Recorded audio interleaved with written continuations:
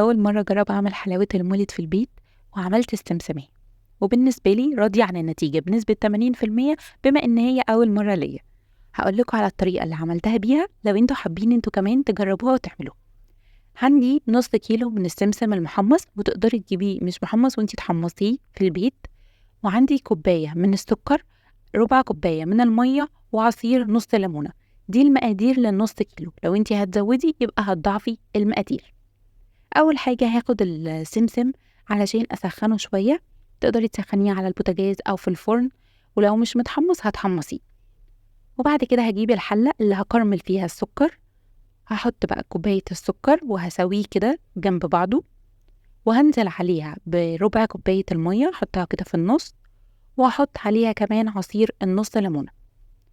هرفعه بقى على النار لحد ما يبدأ ان هو يغلي بالشكل ده، وهبدأ ان انا اتابع درجه الحراره.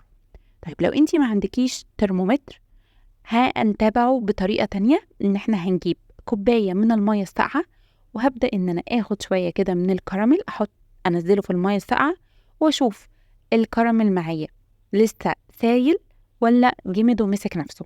طبعا هو كان كده لسه اصلا ما تكرملش خالص، بس انا كنت عايزة اشوف هل فعلا الطريقة دي عملية ولا لا. انا ببقى عايزة درجة الحرارة تحدي 120 درجة اهو. بصوا ببدأ كل شوية ان انا اتابعه كده، طول ما هو بيمط كده ومش ماسك نفسه يبقى لسه ما تكرملش معي. بعد ما وصلنا للون ده هو اكيد كده اتكرمل، فهجرب معاكم تاني نعمله شوية كده في كوباية مية ساقعة. بصوا جامد جدا وناشف، ولو قطمتيه هيتكسر معاكي كده. بقى هو جاهز ان احنا نضيف عليه السمسم. هنزل بقى بالسمسم السخن، لازم يكون سخن جدا، وهبدأ ان انا اقلبه مع الكراميل بالشكل ده كده.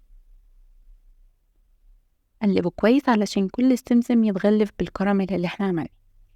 وبعد كده بقى على اي سطح او في صينية او على الرخامة، على اي حاجة هتضيفي شوية من الزيت. حطي شوية زيت كده علشان ما يلزقش معاه، وهتنزلي السمسم والكراميل كده عليه، وبسرعة جدا هتبدأي ان انتي تفرديه بالسباتيولا او بالنشابة او بأي حاجة. بس اهم حاجة تخلي بالك من ايديكي علشان هو بيبقى سخن جدا.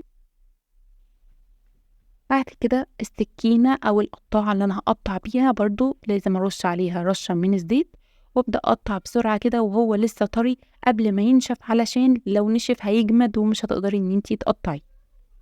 قطعي بقى بالشكل اللي انتي عاوزاه. أنا ده الشكل اللي طلع معايا كده، بسيبه بقى كده يجمد وينشف شوية. بعد كده بصي اسمعي بقى صوت القرمشة. أتمنى إنه يبقى واضح كده في الفيديو. بجد كانت حلوة جدا وبتقرمش، وكمان طعمها كان حلو قوي، يعني بتقرمش وبتدوب على طول. أنا بالنسبة لي راضية عن النتيجة بنسبة 80%، ودي أول تجربة ليا. لو هتجربوها قولولي رأيكم في الكومنتس، واستنوني إن شاء الله في الوصفة اللي جاية.